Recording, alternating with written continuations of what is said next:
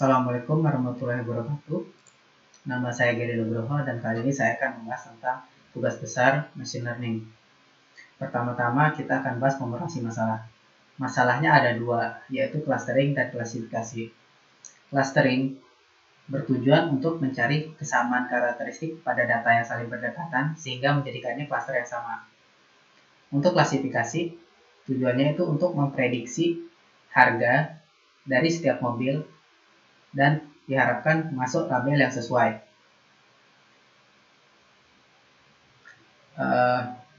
Identify your data source. Data yang diberikan yaitu data tentang keadaan mobil seperti odometer, condition, tahun, price, dan lainnya yang umum terdapat pada mobil. Identify potential learning problem. Ada 3 masalah yang kita hadapi, yaitu banyak data yang nol dan nol, banyak kolom yang tidak kategorikal atau string, lalu banyak data sehingga menyebabkan waktu training yang lumayan lama. Tentang potensial bias genetik, saya rasa tidak ada karena datanya tidak sensitif. Kita lanjut ke eksplorasi. Pada eksplorasi, saya menggunakan sebuah library yaitu Pandas Profiling. Apa itu Pandas Profiling? Pandas Profiling adalah suatu library di mana dapat menampilkan dataset dengan data yang detail dan ringkas. Kita dapat melihat info tentang dataset tersebut. Kita diberitahukan tentang hal-hal yang perlu diperhatikan. Seperti itu. Lanjut ke data cleansing. Pada data cleansing, hal yang kita lakukan adalah membersihkan data sehingga nanti datanya dapat dipakai untuk training, baik itu untuk clustering maupun klasifikasi. Pertama-tama yang saya lakukan adalah mendrop datanya. Saya drop data-data yang tidak dibutuhkan.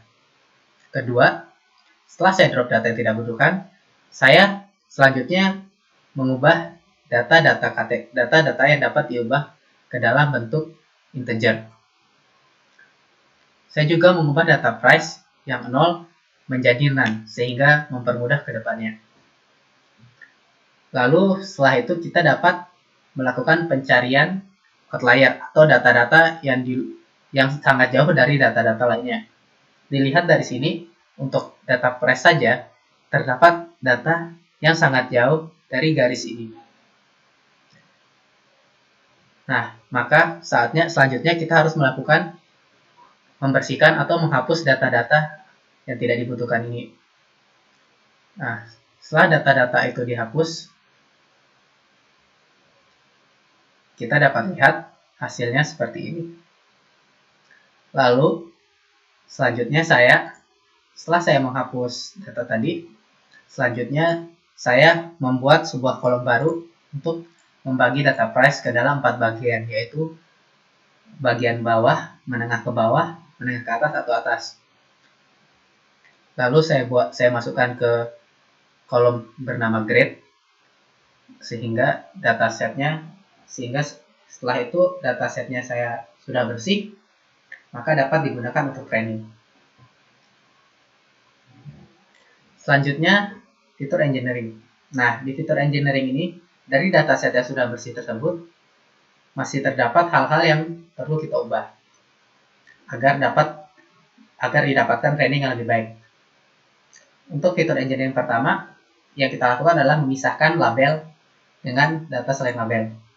Setelah kita misahkan, data selain label akan kita scaling.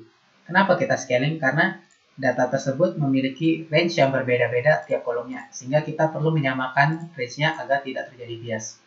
Di sini, saya menggunakan 2 jenis scaling, yaitu standard scaler dan dynamic scaler sebagai eksperimennya. Setelah saya scaling data tersebut, lalu saya menggunakan sebuah library bernama PCA.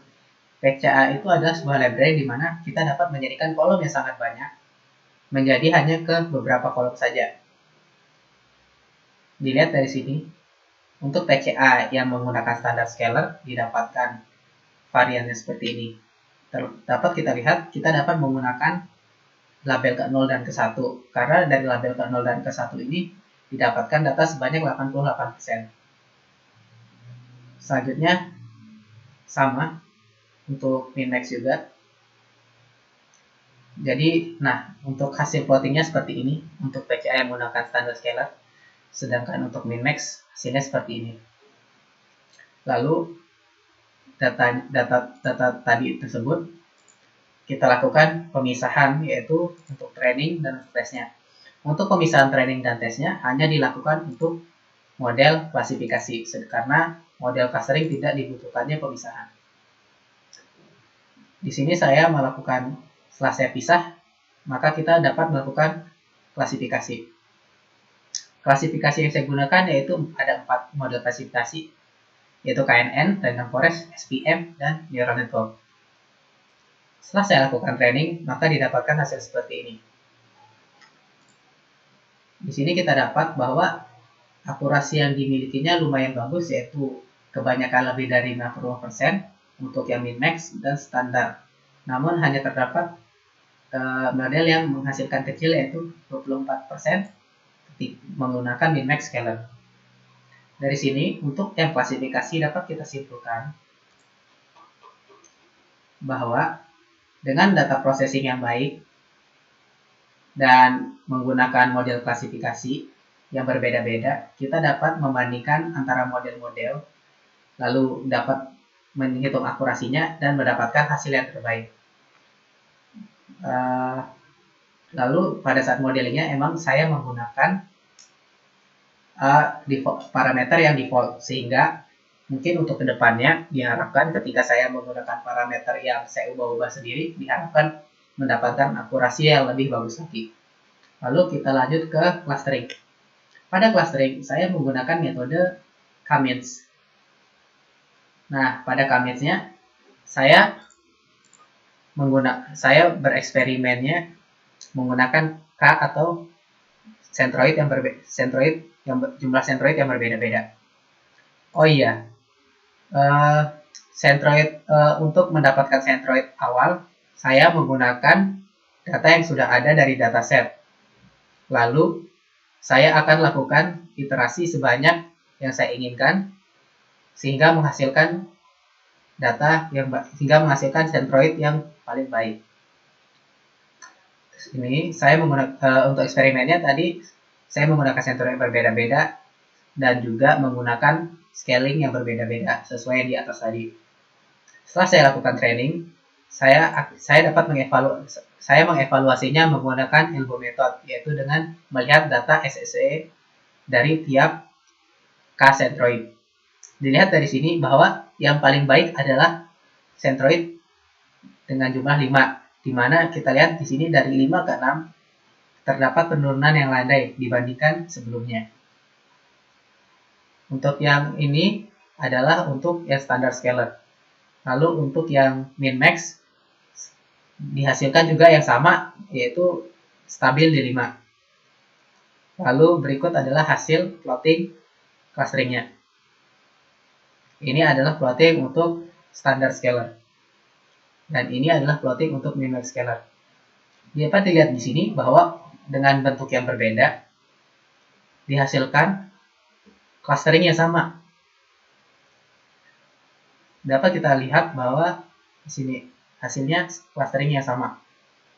Di sini kita ketahui bahwa dengan scaling yang berbeda, yang perbedaan yang hanya dilakukan yaitu varians antara x0 sampai berapanya. Selanjutnya kita menganalisis hasil clustering tersebut.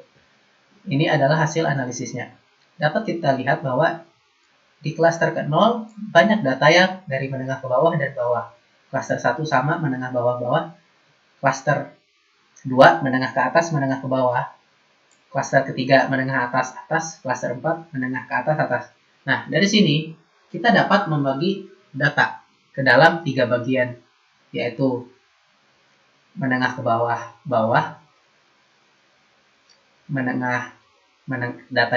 datanya itu harganya murah, menengah, atau mahal.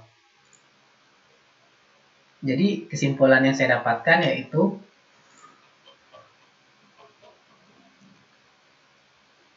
dengan menggunakan data ini kita dapat mengetahui bahwa data itu masuk ke kelas yang mana, apakah dia mahal, apakah dia murah. Nah, pelajaran yang dapat saya petik dari train menggunakan model ini adalah model ini sangat tidak efisien karena trainingnya lama. Semoga kedepannya saya dapat mempelajari algoritma-algoritma yang lain yang lebih efisien dari algoritma K-means ini. Sekian dan terima kasih dari saya.